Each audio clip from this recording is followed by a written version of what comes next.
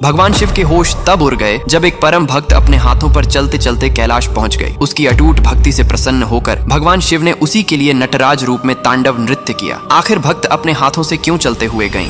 यह कहानी परम शिव भक्त पुनितावती की है। उनका जन्म करैक्कल नगर के एक धनी व्यापारी के घर हुआ, पर धन वैभव के बीच रहते हुए भी उनका मन केवल भगवान शिव की भक्ति में लीन रहता था और वे हर श्वास में महादेव का स्मरण करती थीं। एक दिन उनके जीवन में ऐसी घटना घटी जिसने उनकी दिव्यता को संसार के सामने प्रकट कर दिया। पुनितावती ने प्रेम और श्रद्धा से एक शैव तपस्वी को आम भेंट किया। बाद में जब उनके पति ने वही आम मांगा तो उन्होंने पूरे विश्वास के साथ भगवान शिव का स्मरण किया। उसी क्षण शिव की कृपा से एक और उतना ही मीठा आम प्रकट हो गया। यह चमत्कार देखकर उनके पति भयभीत हो उठे। उन्हें समझ आ गया कि पुनितावती साधारण स्त्री नहीं। भय और अज्ञान के कारण उन्होंने पुनितावती का त्याग कर दिया। पति के त्याग के बाद पुनितावती ने संसारिक जीवन को पूर्णतः त्याग दिया। उन्होंने शिव से करुण प्रार्थना की, हे महादेव, यह रूप, यह सुंदरता और यह देह मुझे आपकी भक्ति से दूर न करे। मुझे ऐसा बना दीजिए कि संसार की कोई इच्छा मुझे बांध न सके। भगवान शिव ने उनकी निस्वार्थ प्रार्थना स्वीकार की और उन्हें प्रेत समान अस्थिपंजर रूप प्रदान किया। इसी दिव्य अवस्था में वे संसार में प्रसिद्ध हुई करैक्कल अम्मैयार, अर्थात करैक्कल की पूजनीय माता। शिव प्रेम में लीन अम्मैयार ने कैलाश पर्वत की यात्रा का संकल्प लिया। उनका विश्वास था कि पवित्र भूमि को पैरों से स्पर्श करना भी उनके लिए अपमान होगा, इसलिए उन्होंने सिर के बल चलकर कैलाश की यात्रा की। उनकी इस चरम भक्ति को देखकर स्वयं भगवान शिव अत्यंत प्रसन्न हुए और उन्होंने उन्हें स्नेह पूर्वक माँ कहकर पुकारा। यह सुनकर अम्मैयार भाव विभोर हो उठी और उन्होंने महादेव को अप्पा यानी पिता कहकर संबोधित किया।